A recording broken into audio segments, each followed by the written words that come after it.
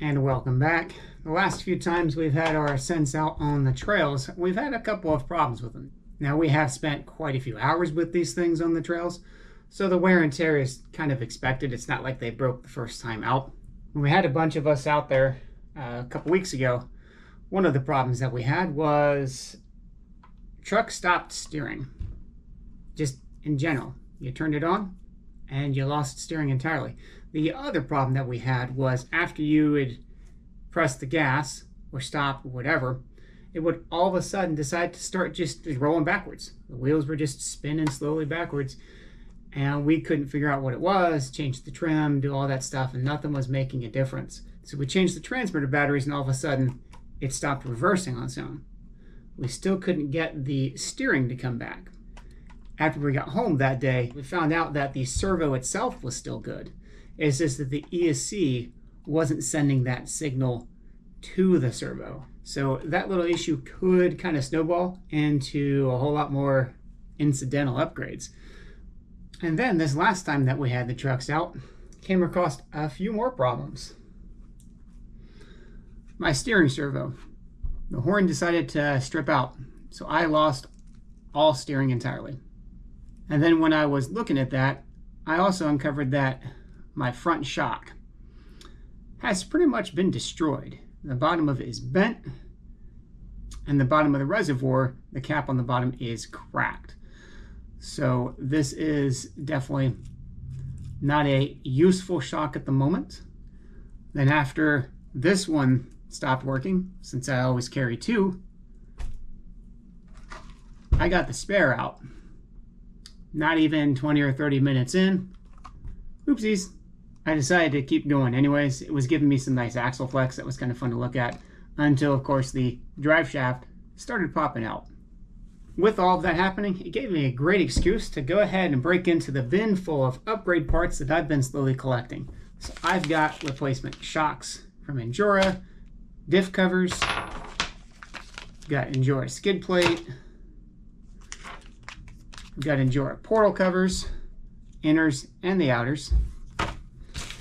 And I even have the Endura drive shafts, because that's not going to pop out anywhere near as easy as the other one was. I also ordered some third-party servo horns, so these ones shouldn't strip out, and I can even Loctite them, since Loctite doesn't bond so well with plastic.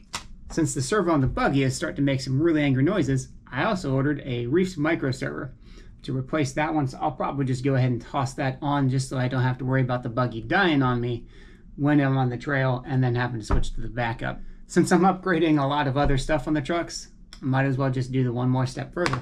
I found TCRC was also making some high clearance links, one solid piece of metal.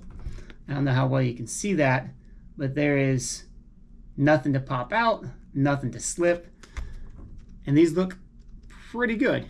They also had a couple of different color varieties. I figured this burnt yellow, I think is what it's called, would look pretty good with the buggy.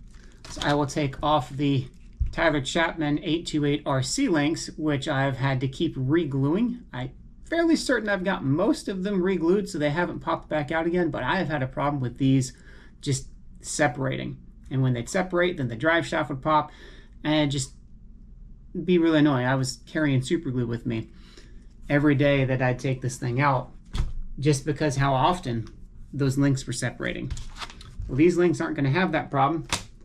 Then once I get the rest of these off, I can see which ones I haven't super glued, give them all a little bit of a tug, pop some super glue on them, and then move them to the spare. Since a lot of the other RC parts companies started also making stuff for the Ascent 18s, I started checking around. I found that Trio had done some parts.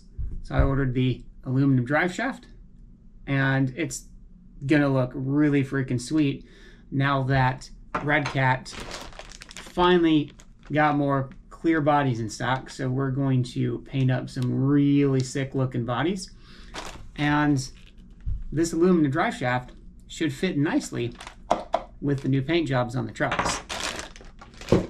Trio also is making some extremely beefy portal covers. Like, if you want a bunch of extra weight up front, this portal cover, this is your ticket. When you compare it with the Endura portal covers, like, there is no question this thing's got some heft to it, whereas Endura is just a brass replacement of the stock plastic one. Granted, this does help. It does give you some extra weight.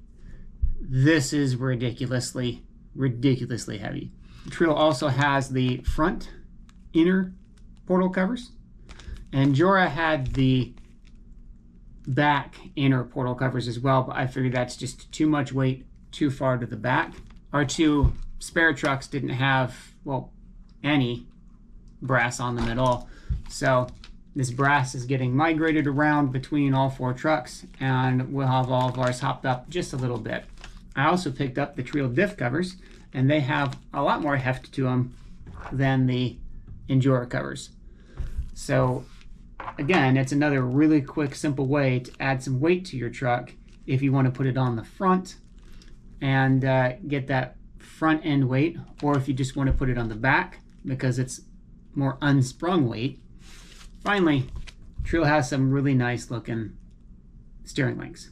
So I picked up a steering link for my buggy. The plan is, since my buggy's theme is red, black, and gold, I'm going to take a little wheel brush and get the paint off of the steering link so it's a nice shiny gold. So I thought I was done with these, then some stuff broke. Now I've got a bunch more upgrade parts. But now is the best time really to buy all these upgrade parts because you can get whole sets of upgrades.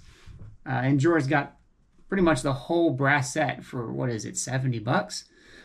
You know, and even then, you can get a whole set of links. Nice solid links for 20 bucks. You can get steering links, portal covers, you name it, for really low prices compared to first when Redcat was just releasing them. They're probably half the price of Redcats, which is kind of a shame that we had already bought the Redcat parts, but we didn't want to wait for all of the rest of the third parties to catch up. So that was essentially an early adoption tax that we had accepted that it's going to be cheaper eventually, which is why we didn't do anything to the spare trucks yet. Now that the other companies have gotten into it, the spare trucks are going to get their due, and we're going to have a lot more fun. As part of upgrading the rest of the trucks, the old stock spare is now getting a little bit of love. It's picked up the hand-me-down front knuckles, the brass ones from Redcat. The rest of the trucks got newer ones or heavier ones that replaced them. So I just brought it out to the quarry and I was just running it on all of these little trails that we made, and it's doing pretty good. These trucks continue to impress me, and hopefully I do much better on the next couple paint jobs.